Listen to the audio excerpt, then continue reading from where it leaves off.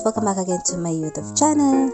I am DS Cipre, and when you hear welcome to my channel, I am a small business owner here in the Philippines. I am doing t-shirt printing, sublimations, tote bag, mugs, and any other printed materials.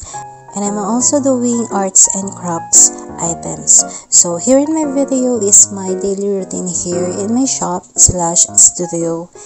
And I hope you enjoy it, so keep on watching.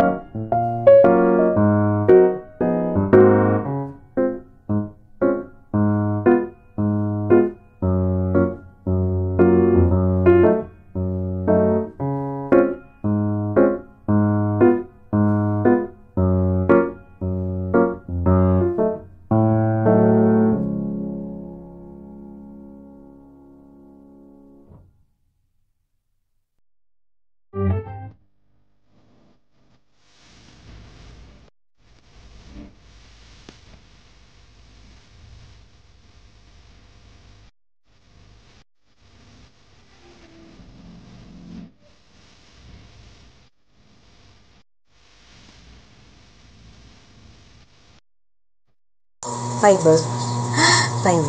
Ganito yung gamit natin bulak. Yung bulak na talagang bulak. Ganito na siya ngayon, yung ginagamit. So, ayun.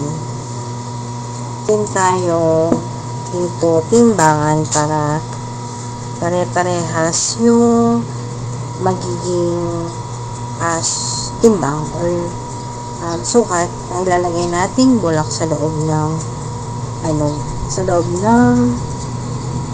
ganyan.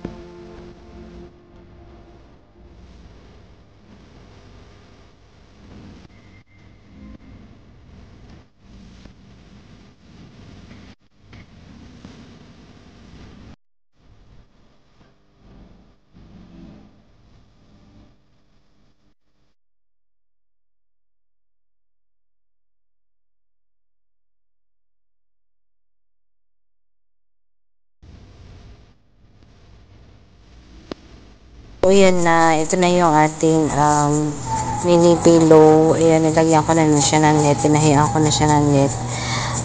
Medyo matagal lang talaga siya gawin. Dahil proseso. Ayan. Susunod dyan yung ribbon tsaka yung tag. Tapos okay na yung mini pillow natin. Lagyan na natin siya ng tag. Ito yung ginagamit natin sa tag. Ayan.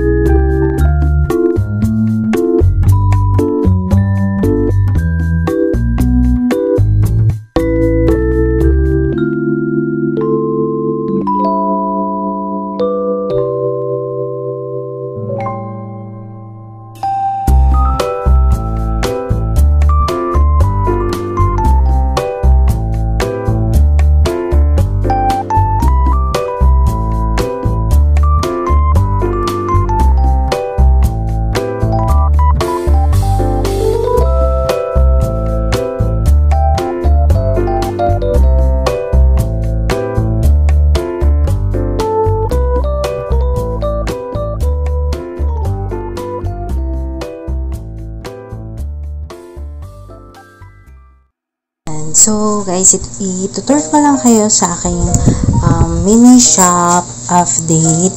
So, ito na yung ating bagong ginawa sa shop. Ayan. Ayan. So, ngayon gabi makakapag-vlog tayo. Ayan. Ayan. So, nilagyan natin siya ng lights kasi para medyo aesthetic vibes. Yung ganon. Tapos, basta brighten siya ng mood and syempre of course dito sa shop, sa kwarto, mas maliwanag, diba? So, ayan. So, dito muna tayo. So, dito ganun pa rin. Pero nilagyan ko na siya ng mga labels. Yan, para madaling hanapin and sama-sama sila.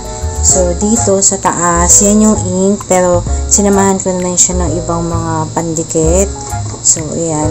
Tapos, yung iba din na mga gamit sa mga sa notepad, ganyan. Diyan ko muna siya sinama. Tapos, ito, yung mga button pins kasi wala pa siyang lagayan. Bago lang din kasi yung aking mga button pins ko, yung machine. Kaya, yung ibang mga gamit is wala pang sarili lagayan. Tapos, dito yung mga boxes. Yan, for packaging. Dito yung box ng mug, mga items. So, wala na nga yung mga malalaking box ko na ubos na. Tapos, ito yung mga scrap. So, scrap lang yung label na lalagay ko dyan, pero nagagamit ko yung iba pang mga materials dyan sa ginagawa kong mga products. So, pinagsama-sama ko lang muna siya dyan. And yung iba din na gawa na, so nandito lang sila. Wala pa rin sila kasi sariling lagayan. So, yan. Ito naman yung mga plastic, tsaka yung tape. So, nandiyan yung sa mga packaging din. Ayan, tsaka yung mga tape, sama-sama sila dyan. And ito naman yung resin. Nandiyan din yung mga mold ng resin and yung mga ginagamit sa resin. So, sama-sama din sila dyan. Matagal na rin ako hindi nakakapag-resin. Kaya, sana makagawa na ulit. Nandiyan pala sa taas yung resin ko. Yan. Kasi hindi siya kasya dun sa baba. Yan. So, dito naman yung envelope. Yan. Hindi pa ako nakakabili ng maraming envelope eh. Ginagamit ko yan sa invitations. Ganyan. Sa mga, ayun, sa invitation ko siya ginagamit. And nilagay ko muna din dyan yung mga gawa kong button pins. Yan. Tapos dito, nilagay ko yung mga sinulid na ginagamit ko sa pillow and sa scrunchies. Tapos yung bow. Ayan, gagawa ko niyan. So, hindi pa lang ako makagawa ngayon. Tapos, hindi siya bow. Yung clip yung yung pinaka ayan, parang clip and yung pinaka pamusod niya. Basta yun. Tapos, ito naman yung wristlet. Ginagamit ko siya sa wristlet. So, nandito rin siya. Yung lahat ng tinatahi or gamit sa panahe, nandito siya sa baba. Tapos, dito naman yung mga ribbon. So, ginagamit ko yan sa mga boxes, mga souvenirs. And, nagagamit ko rin yan sa invitations and sa mga candles na gumagawa ako. And, minsan gumagawa din ako ng mga sash. So, yan.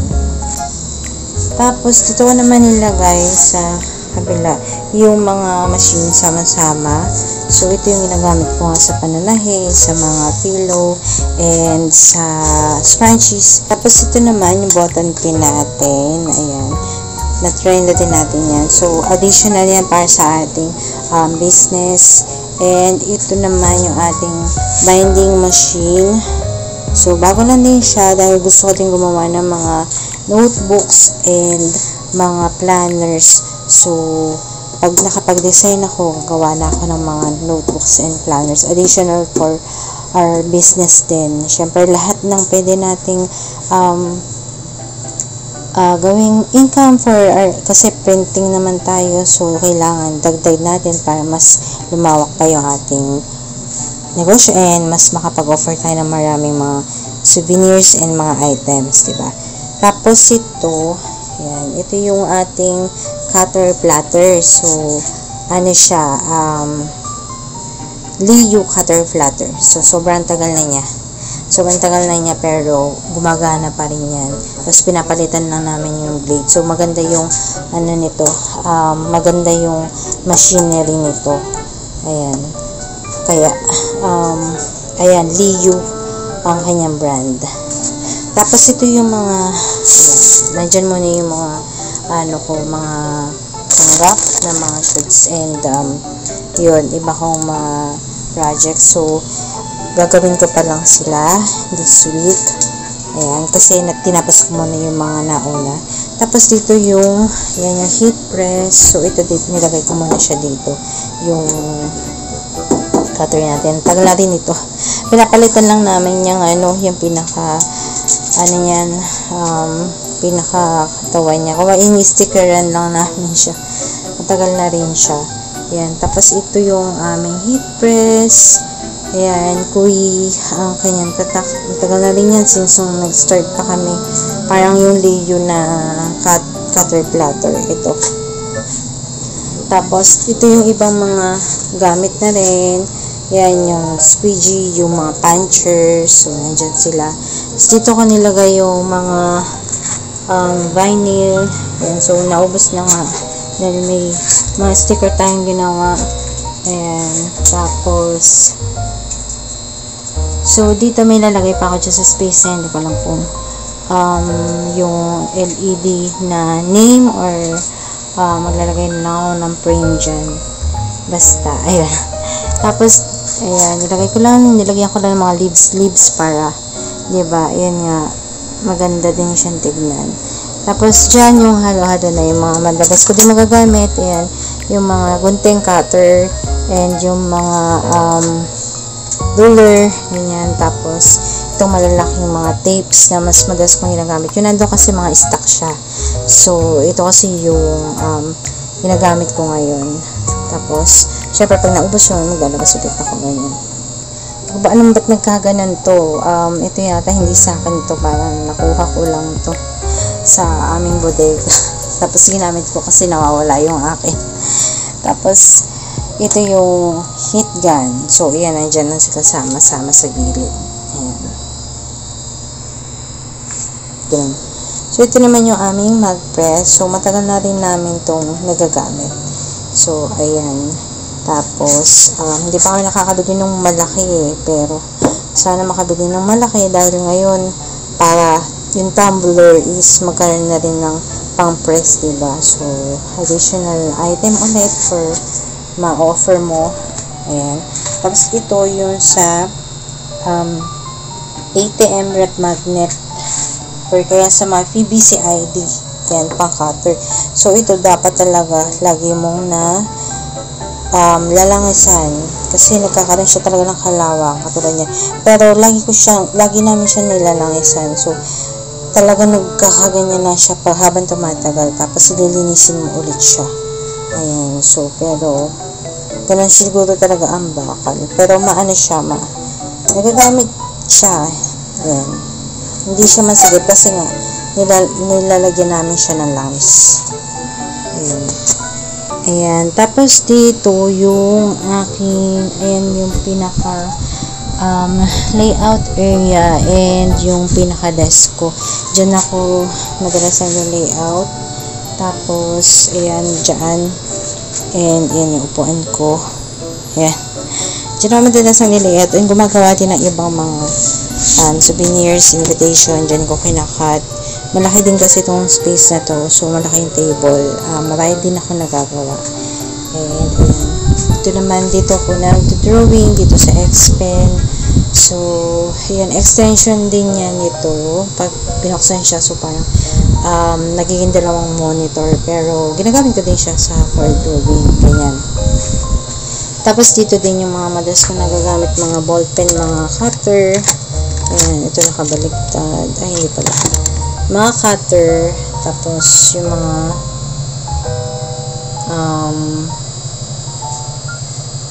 yan, yung mga cutter, yan natin. Yan. Mga cutter and ballpen, yung mga ayan, madalas kong nagagamit. Tapos ito yung mga ginagamit ko sa mga pins, mga keychains, ganyan. Tapos bala ng stapler, yung maliliit dyan ko na nilagay. Sa magnets, ganyan.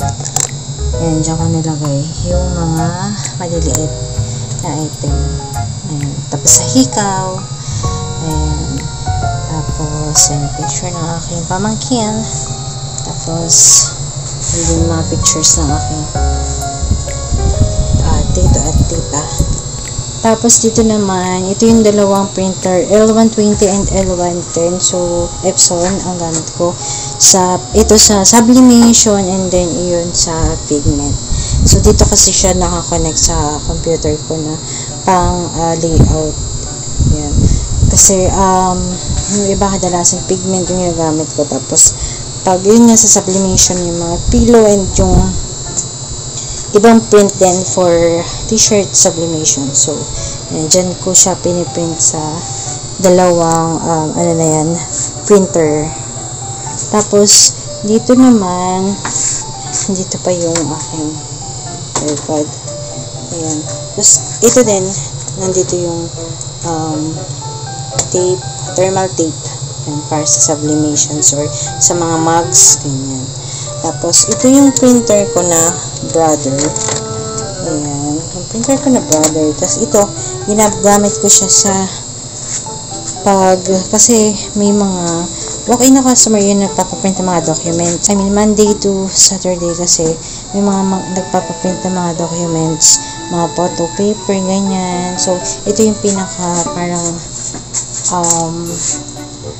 ito yung pinaka reception area ko, yung parang pinaka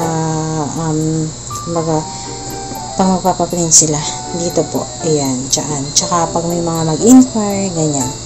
So, ayan, nilagyan ko siya ng harang kasi gusto ko din na medyo para private yung gawaan ko din, ganyan. Tapos, ayun, gusto ko lang din ng privacy, syempre. May mini altar po ako doon. Tapos, yan, nilagay ko dyan yung mga bond paper para madali na siya hanapin. So, nandito yung mga photo paper, sticker paper, yung sublimation. So, nandito lang para araw-araw nagagamit ko. Mas madali lang siyang hanapin. Hindi yung maghalukog pa ako. Kaya, nandito lang siya. Tapos, pag ubos na, syempre, papalitan ko, ganyan. Ayan po. So, nandyan lang siya lahat. Kasi pag may mga nagpapaprint, tapos dito yung mga plastic po para sa mga pictures na 1x1, 2x2, ganyan. So, nandyan lang siya. Tapos, nandyan yung mga stapler para, tsaka yung tape. Ayan, ginagamit ko rin yan for packaging din, ganyan. And dito sa baba, so pinatay ko yung flash kasi may papakita. Dito sa baba yung laminator ko. So pag malalaminate ako, ayan, dyan, bubuksin ko lang yan. And pag A4, medyo usad ko lang siya ng konti, pero sakto yan dun sa pinaka dulo naman, kaya okay lang. Tapos nandito po yung mga laminating film, ganyan. Tapos yung pangbutas, and yung ito, tacker, ganyan. Kasi yung pintuan ko doon, so nakasara yan. Tapos nandiyan, ayan, meron kasing mga gawa dito na kukunin pa. So, ito po kasi, dyan kasi yun, dyan ako yung parang nagbabalot. Dyan ko nilalagay mga tapos na items na, ayan, nilagyan ko lang siya ng backdrop kasi, for posting purposes din, pag magpo-post ako ng mga items dyan, sasabit ko ganyan. Tapos dito naman, yung mga ipopost ko din ng mga, for example, may mga mga finished product ako, dyan ko ilalagay, dyan ko i-display, tapos pipicture ko post sila. Ayan, parang backdrop siya. Ayan, so yan na naman po ang aking munting shop. Ayan. So makikita niyo pink and green kasi yung green, kaya ko siya nilagyan ng touch of green kasi para may time na mapapahinga yung mata ko, nare-relax akong tignan. And yung pink kasi favorite color ko siya favorite color ko siya talaga. So nilagyan ko na rin siya ng ganon. Ayan, so yun lang po yung aking shop. Tapos nandun pa rin yung bintana ko. Ayan.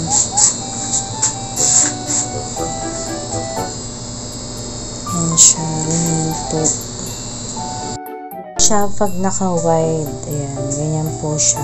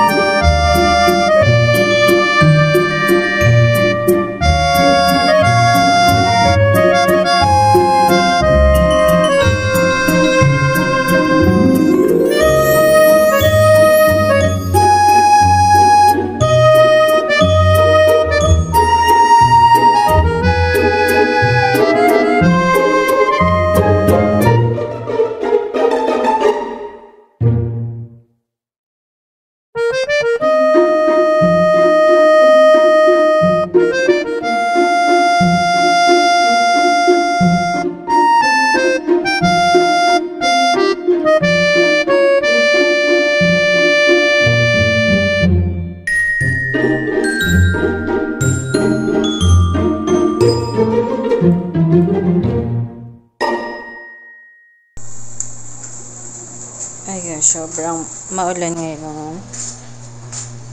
Nabay kayo.